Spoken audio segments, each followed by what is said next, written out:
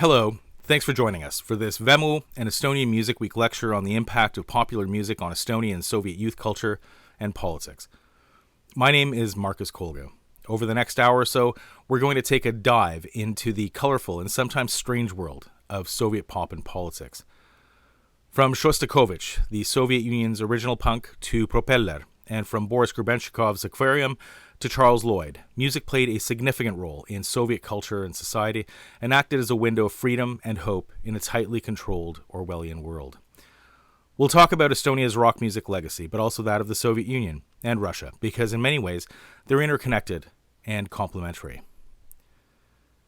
Music and rock and roll provide a common language, and it is a place where creativity intersects with shared basic human values, freedom of expression, and identity. In today's Russian political environment, bands like Pussy Riot and legendary Soviet-era musicians Yuri Shevchuk, Boris Grebenshchikov, and Andrei Makarevich continue to struggle against the oppressive regime in that country. On the surface, we may not have much in common, but through music, there emerges a common desire for freedom, independence, and creative autonomy. There's a reason why Soviet music journalist and expert Artemy Troitsky chose Tallinn as his home while exiled from Russia. Bear with me for a moment as I give you some pretty basic philosophical and psychological context to all of this. It's an important part of understanding why many young musicians risk getting ostracized by the Soviet authorities, losing their jobs, and even going to prison. It's long been held that music has the ability to influence behavior by affecting the emotional and mental state of the listener, performer, or composer. Confucius wrote that music has the ability to stimulate behavior. Plato, Socrates, and other Greek philosophers also contemplated the very real effect of music on the human mind and soul, and therefore choice and behavior. German philosopher and musicologist Theodor Adorno introduced the idea that within music one can find expressions of ethical value. Adorno believed that mass media, including music, has the power to manipulate populations both negatively and positively. A song or performance by a musical group can deeply affect any social group and strengthen their members' sense of belonging. Musicologist Marcello Keller wrote that through music making, we so easily exhibit, manifest, or even advertise our sense of belonging and clarify to ourselves who we are, or think we are, or would like to be. Music is partisan, he wrote. It is always for someone and against someone else. Governments recognize this power. In the United States, authorities were extremely concerned about the subversive nature of music throughout much of the 20th century. Folk musicians like Pete Seeger used music to promote political change, which put him in direct confrontation with U.S. authorities.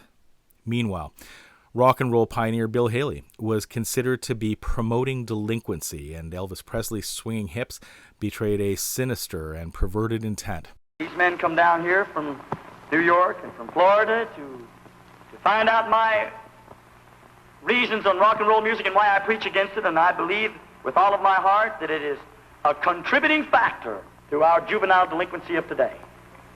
I 100% believe it. Why I believe that is because I know how it feels when you sing it. I know what it does to you. And I know the evil feeling that you feel when you sing it. I know the lost position that you get into in the beat. Well, if you talk to the average teenager of today and you ask them what it is about rock and roll music that they like, and the first thing they'll say is the beat, the beat, the beat.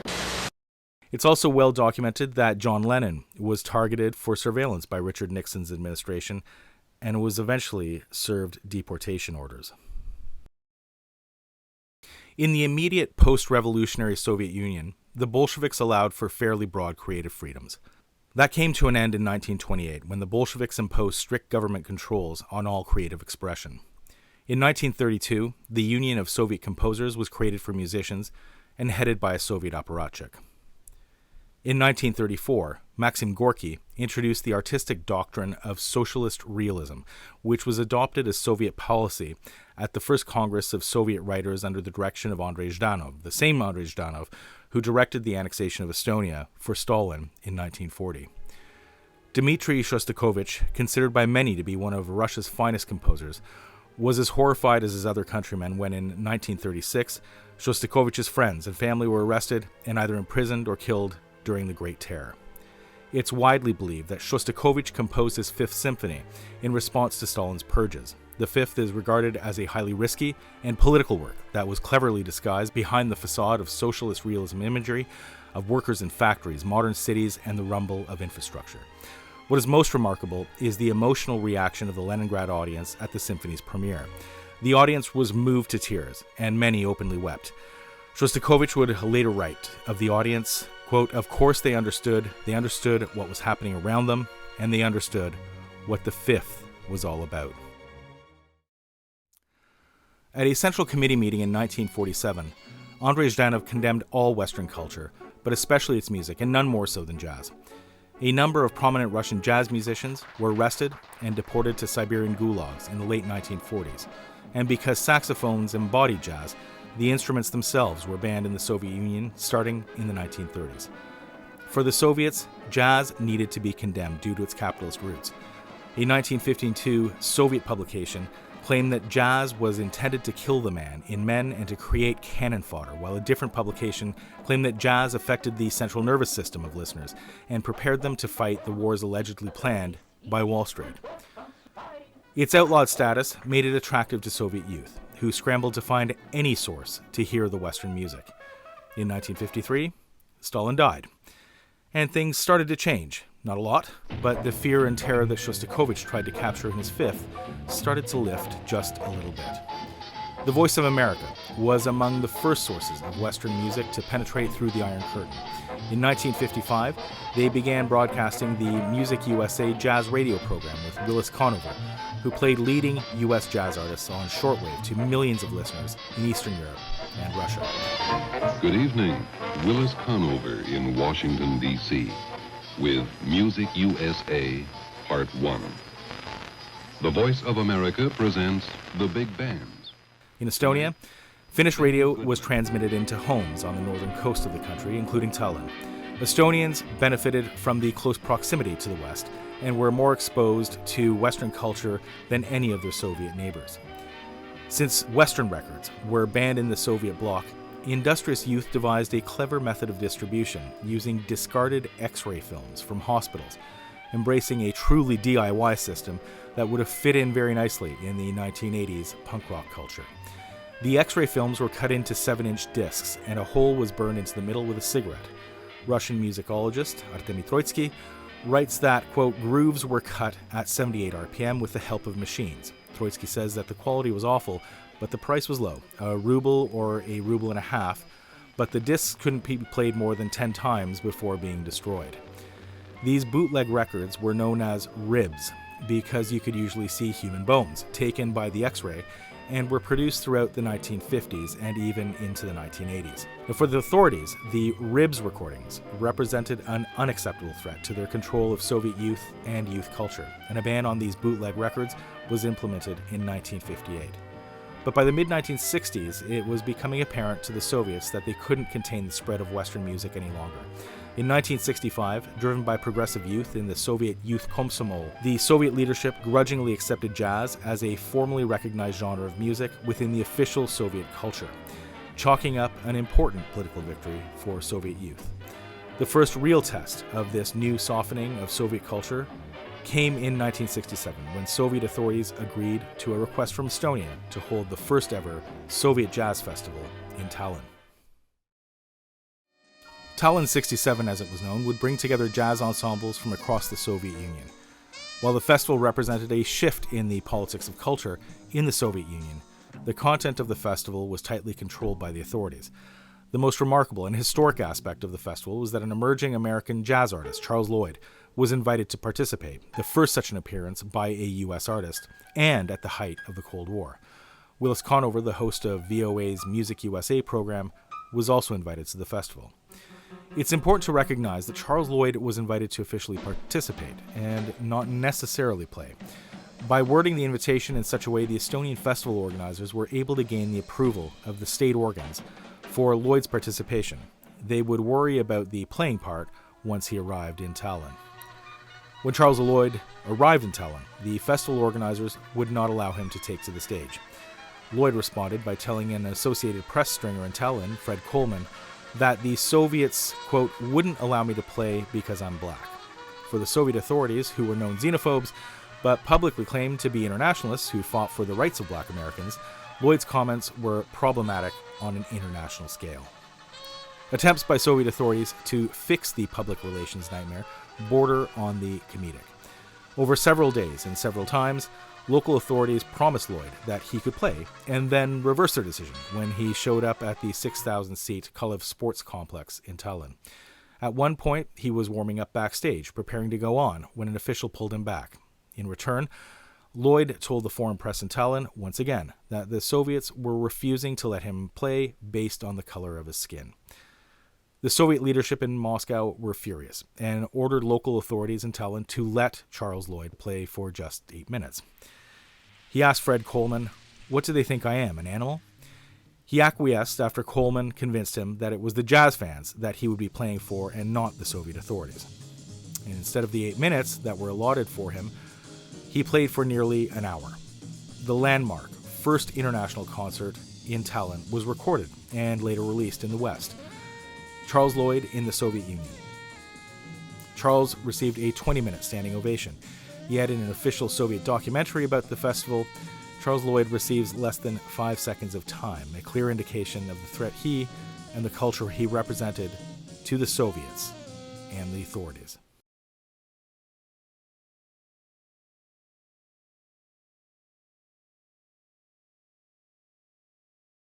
If jazz caused a hurricane of panic among Soviet authorities, then rock and roll was a tornado. In Estonia, youth were being exposed to rock and roll via Finnish radio and television, as well as the Voice of America, British Radio Carolina, and Radio Luxembourg on medium and shortwave radio. Morning, this is Radio Carolina North, resuming its transmissions for another day. Estonia, given its proximity to Finland and its distance from Moscow, became a well-recognized breeding ground for the development of rock music. Estonian audiences caught their first glimpse of the Beatles in 1964 when Finnish television broadcast their first concerts. Youth all around the capital of Tallinn huddled around the TV sets of friends whose apartments were closest to the sea in order to witness Beatlemania. In the early 1960s, bands were formed first in the Soviet Union by young men in Estonia. Since Western records were nearly impossible to obtain, they created bands to reproduce the rock and roll they heard on Finnish radio. Juniorid, or juniors, are considered to be the first Estonian rock and roll band, perhaps in the whole of the Soviet Union. Followed closely behind the Juniorid were the Optimistid, a 6-piece band whose sound was closer to the Rolling Stones. Without any proper musical equipment, bands like Juniorid and Optimistid were often forced to improvise if they wanted to play at all. Legendary Estonian musician Harry Kurvits, who played in a number of bands, including Optimistid as a 12-year-old drummer, told me that Estonian musicians needed to be extremely resourceful to find instruments to play with. Acoustic guitars were made into homemade electric guitars using parts found in some pretty unique places. Kurvits told me that there were public telephones on the streets of Tallinn, and inside of them were, of course, pickups or mics. The end that you speak into was cut off and inserted into the guitar. According to Kurvits, this became a problem for the authorities because kids were going around Tallinn stealing the ends of these public telephones. Kurvits, a drummer, got his first basic drum kit in 1965. The skins of the drum heads, he says, were made of real leather, and when he played in the main hall in the Blackheads Hall in Tallinn, he remembers putting the drum head skin on a radiator. The heat, he says, made it quite taut and made a sound like ping, ping, ping when he hit it. Halfway through the first song, it went bong, bong, bong. There were just so many people packed into the hall that they were playing in, which made it extremely humid and made the drumhead less taut. The Unity bass guitarist, Johan Halliste, was initially without a proper bass guitar, and none were to be found in Tallinn.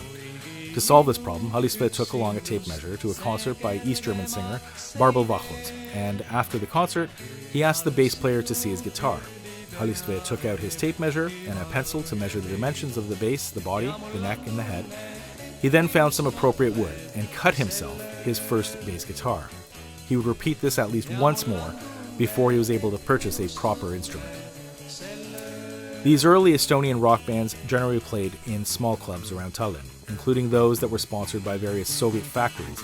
Each of them had its own Soviet workers' club. Harry Kurvits recalls over 1,000 people coming to hear Optimistid play on the weekends, with shows on Saturday and Sunday nights. Political messaging was not included in any of these songs played by the bands, despite the fact that their existence was having a political effect in providing their audience an independent and non-Soviet identity. Mikronid, featuring future Estonian rocker Gunnar Graps, and Kristallit, whose guitarist Jaak Jaula would become one of the greatest Soviet pop singers, were considered equally talented among a number of other bands. Just as their reaction to jazz was delayed by several years, Soviet authorities only began recognizing the power of rock and roll as a cultural, social, and even political movement in the late 1960s, when they created an official designation for approved performers called VIA, also known as Vocal and Instrumental Ensembles. The typical state-approved VIA band consisted of anywhere between 5 to 8 players. They dressed the part of rock and rollers, but played radio-friendly, non-threatening songs that were composed by members of the State Composers Union. Their approved songs were recorded on the state record label Melodia. Lyrically, the bands generally sang about love, but also patriotism and their devotion to the Soviet Union. One of the best-known Russian VIA bands was called Veselye Ryabята, Happy Guys, who even had their own Soviet TV show. Their appearance remained Soviet conservative, but they did eventually record heavily accented versions of Beatles songs like Obladi Oblada.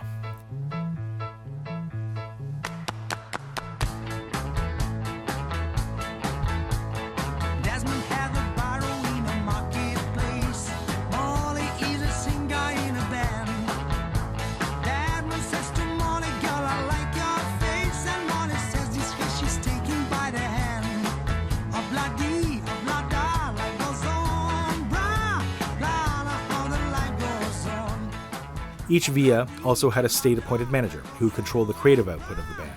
65% of the VIA band's repertoire was to be Soviet in origin, 20% Soviet bloc, and 15% was allowed to be Western. Thus, the Soviet state had complete control over the official pop music scene. It's interesting to note that former Estonian white supremacist Minister of Interior Mart Helme, who was recently forced to resign because of his ongoing racist and homophobic statements, was also once in a state-approved rock band named Fix. Here, he is crooning with them in 2018 in Tartu, dedicating his performance in honor of Brexit. You stood and you watched us. My baby left town. You could have done something, but you didn't do.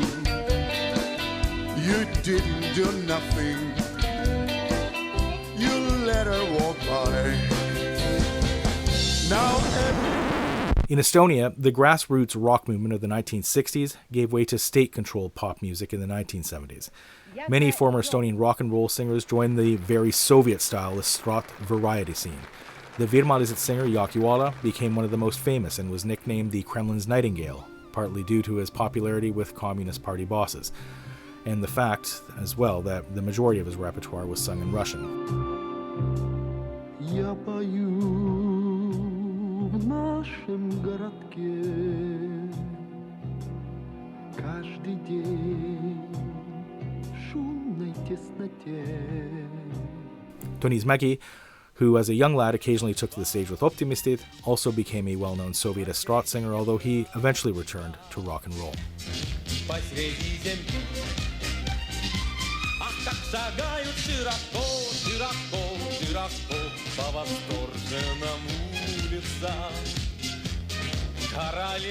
Perhaps it was a reaction to the dead end of pretentious art rock and the safety of the VIA and Estrada acts that energized a new movement in Soviet rock music. As in the 1960s, Estonian musicians pushed the envelope of political creativity and embraced the dangerous and aggressive new sounds that were being beamed in from Helsinki in the UK in the early 1980s.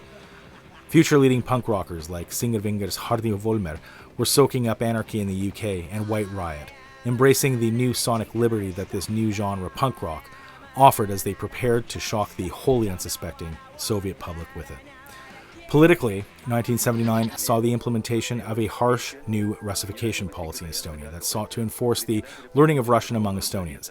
There was concern among Soviet authorities that Estonians were refusing to learn Russian. Shelves in the stores were empty due to Brezhnev-era stagnation. The Tbilisi Music Festival kicked off the year's musical calendar with incredibly provocative performances by several Soviet acts, including Russia's Aquarium. The product of Aquarium's frontman and primary songwriter, Boris Grebenshkov, The band played psychedelic rock that was steeped heavily in the traditional singer-songwriter style. Furthermore, Grebenshkov considered himself to be a punk. His drive for personal and creative liberty conflicted deeply with the Soviet concept of a homogeneous and collective society. People like Grebenshkov, Volmer, and later Yuri Shevchuk would not give in to this assimilation. They can't control you. Yes. And they were baffled. And we took it for granted because we were living this way. We were living outside the straight society. But Like your more- listeners know that, though. Yes. They know that you're outside of the system. You're not on Melodia. You're not in the Writers Guild. Yes. They know this. Yes. And that's why they feel that we are expressing something that is available. Because nobody would risk all this shit without expressing something that is extremely valuable. We had treasure that nobody else had. But you didn't know. Were you conscious of this? Oh, absolutely. Because we ruled the universe. We could do anything, like any fucking thing in the world. But because we were existing outside of the straight society, it's all right. How much of harassment did you receive? Nothing, not really. 2 years I had a black car standing downstairs.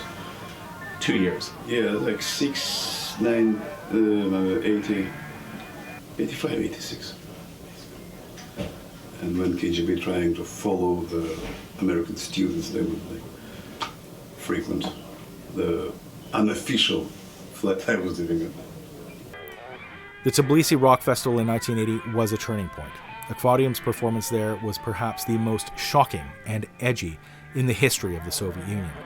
During the performance, Grebenshkov stroked the neck of his guitar suggestively and even worked himself into a frenzy, falling to the stage when the cellist in the band mounted him while the band continued playing uninterrupted around them. Immediately after the performance, Akvarium was banned from playing by Soviet authorities, who cited the band's degenerate homoerotic behavior for their decision. Meanwhile, in the Estonian university town of Tartu, a few students had decided to pull together their own music festival for the second year. Tartu Rock had been a fairly modest event in its first year, but the 1980 edition would prove to be a launch pad for an entirely new musical direction and movement. Russian music critic Artem Troitsky has called the Tartu Rock Festivals the most progressive in the Soviet Union with the highest degree of talent and innovation anywhere. In 1980, influential artists like Inspe, founded by renowned composer Erkki Sventur, Sven Grünberg, and Propeller had their festival debuts in Tartu. Propeller's punk rock ethos came through immediately, with the grotesquely unique frontman Peter Volkonsky reciting poetry between songs. A University of Tartu newspaper article about the band had them listed as, quote, Ein Punks, Prit Punkberg, Ivo Punks, Riho Psip-Punk, and Peter Punkovsky. Propeller went on to win the Best Live Act of the festival. Their influence among Estonian youth skyrocketed. Their name was spray-painted onto bus station walls in Tallinn beside Western punk acts, the Sex Pistols, and the Ramones. Historian Imbi Bayu told me that, quote, the lyrics in Estonian punk and rock songs at the time weren't directly political. You had to know how to read between the lines, and we'd all learned how to do that. There was always a message if you knew how to look for it. With the momentum of Tartu behind them, Propeller's next large public performance would become legendary in Estonian history and would cause a panic among Soviet leaders in Estonia and Moscow. It would also be their last. Siin koos teiega meie ansambel Propeller, kes on teie teejuhiks. In late September 1980, a football match between the staff of Estonian State Radio and Estonian State Television was organized to take place in a sports stadium east of the center of Tallinn. The match was advertised both on radio and television, with the addition of a halftime performance by a rock and roll band named Propeller. Most importantly, the match and show were advertised as being free of charge. Masses of youth arrived at the stadium only to find out that tickets were required for the event. According to those who were there, many of the youth ignored the requirement of any ticket and simply pushed through into the stadium. According to those who were there that day, the stands were full well beyond capacity. According to historian and politician Lauri Vahtre, from the band's first chords, the music, lyrics, and presence of Propeller inspired a revolutionary reaction in the crowds.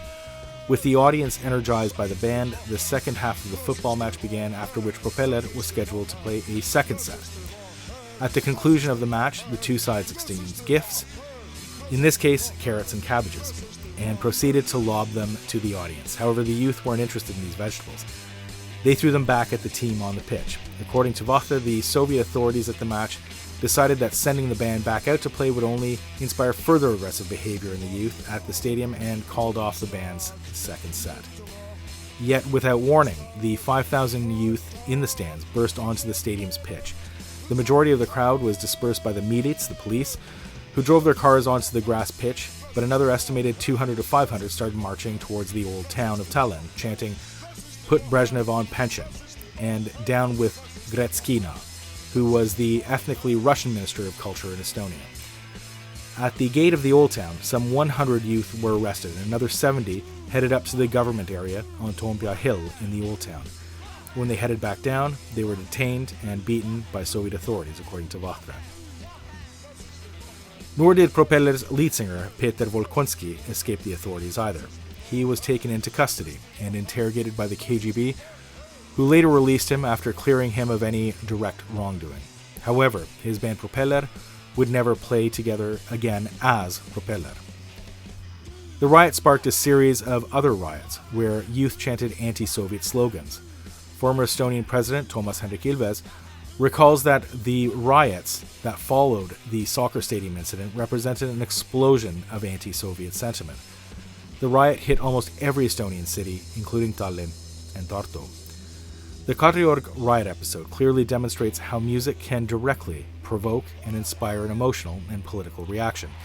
The political situation in Estonia had become incredibly difficult with the new Russification initiatives and the widespread economic stagnation that had caused empty store shelves. There's little doubt that Estonian youth were seeking positive change, and music became an outlet for both their hopes and their frustrations. At the same time as Propeller was being chased by the Soviet police in Tallinn, a young Russian musician, Yuri Shevchuk, was also being lured by the power of rock and roll. In 1983, he traveled from his rural central Russian home in Ufa to Moscow to compete with his band DDT as a finalist in a songwriting competition. There he met with members of Rock September, the other finalists from the northern Russian city of Cherepovets. Using their winnings, the bands came together under the DDT name to collaborate on a new record. The collaboration would have a major impact on both Russian and Estonian music, as the lead member of Rock September was the well-connected son of the director of the Cherepovets Symphony Orchestra and later Ultima Thule guitarist Slavko Kobrin. The foursome recorded an unsanctioned record in Cherepovets, originally entitled Monologue in Saigon, but later renamed Kompromiss. The album included politically provocative lyrics, including "Nie strelje," "Don't shoot," that would eventually land the entire group in trouble with the KGB. After the sessions, Shevchuk left Kobrin in Cherepovets and went back to Ufa. According to Kobrin, the musicians had very little money after the recording, and Shevchuk was forced to borrow money just to get back home. Given that the record was entirely unsanctioned, there was clearly no mechanism for the record to be released. The record became DDT's first full album and was initially released just to friends on homemade tapes. Yet within weeks, the recording went, what we would call today, viral. DDT's Kompromiss became the most successful underground recording in Russian and Soviet history. Recordings of the politically charged tape made it to the far corners of the Soviet Union, as well as the desks of the KGB in Moscow's Lubyanka. In Cherepovets, the KGB approached Kobrin's father, who was informed of his son's involvement in this Samizdat DDT record. An ultimatum was given, and Kobrin decided to pack his bags and move into internal exile in Tallinn. Shevchuk had found new players to replace Kobrin and the others in Ufa. The authorities banned DDT from recording or playing publicly throughout the 1980s. Shevchuk has since become one of the most vocal critics of Vladimir Putin and is considered to be the country's voice for rights and social justice. Many have said that Shevchuk is to Russia what U2's Bono is to the West. Kobrin, who was arguably one of the best blues and rock guitarists in the Soviet Union, arrived in Tallinn in the mid-1980s and established his own band, the Kobrin Blues Band, which performed at the 1986 Tartu Music Festival. At that festival, Kobrin connected with Riho Sipul of Kropelle, who was in the process of forming a new band, Ultima Thule, with legendary former Estrat singer Doniz Mägi. The band would go on to become the first Estonian band to break through in the West, with a Canadian tour in 1988 and major festival appearances throughout the Soviet Union. Ultima Thule is arguably one of the most popular bands in Estonian history, along with Singer Vinger. On a personal note, I had the honor of knowing Slavka Kobrin as a friend and musical mentor when he moved to Canada in the mid-1990s. Slavka called me a few months before he died in 2016 and told me the story of DDT and the political fallout that forced him into exile in Estonia. I'm forever thankful to Slavka for exposing me to Russian rock and roll music.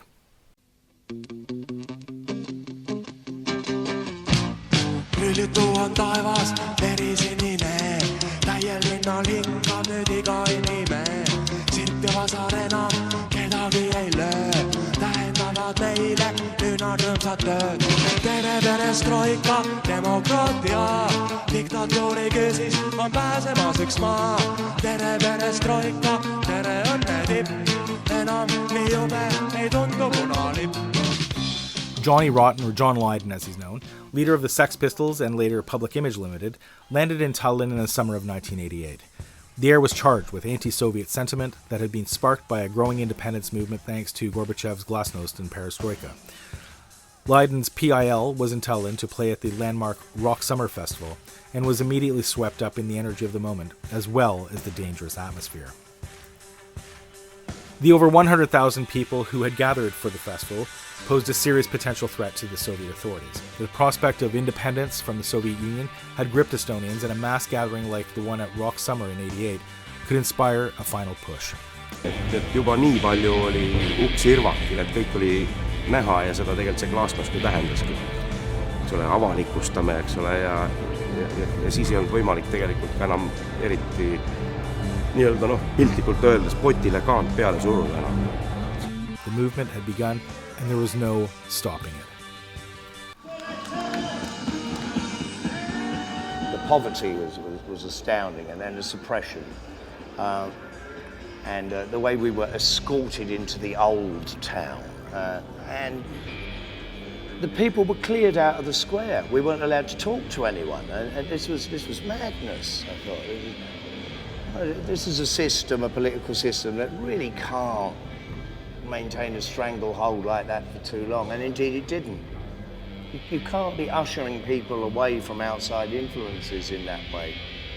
The human spirit is too enduring and good-natured in its immediate, instinctive act of rebellion to institutionalized thinking. That same summer, at the Tartu Music Festival, overtly nationalist songs by songwriter Alo Mattiisen were performed by the festival artist.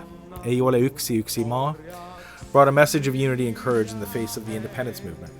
And Eestlane olen ja eestlaseks jään, Estonian I am and Estonian I remain, sung by Rock Hotel singer Ivo Linna and backed by Mattiesen's band Inspe, became an anthem for the independence movement.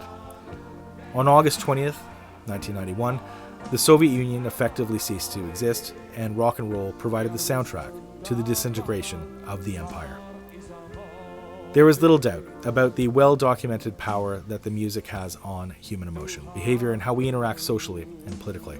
In the context of the Soviet Union, it provided youth a much-needed alternative social and cultural identity to that which was offered by the Soviet authorities.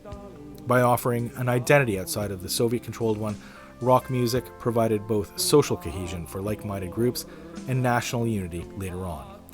Soviet authorities were aware of the power that music could have on their citizens and clearly worked towards censoring and controlling music, which began already in the denunciation of Dmitry Shostakovich and the creation of the Soviet Composers Union.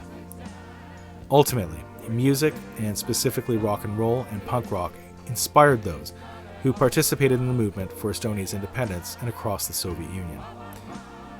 My friend Imbi Paju, an Estonian historian, told me that, quote, both Western and Estonian rock music provided a symbolic and psychological freedom for us during the occupation, she said.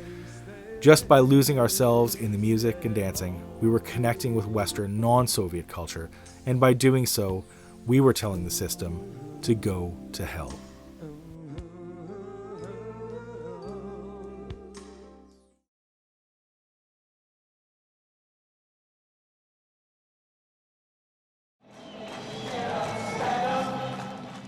think that the Soviet Union was a country where conformity was enforced.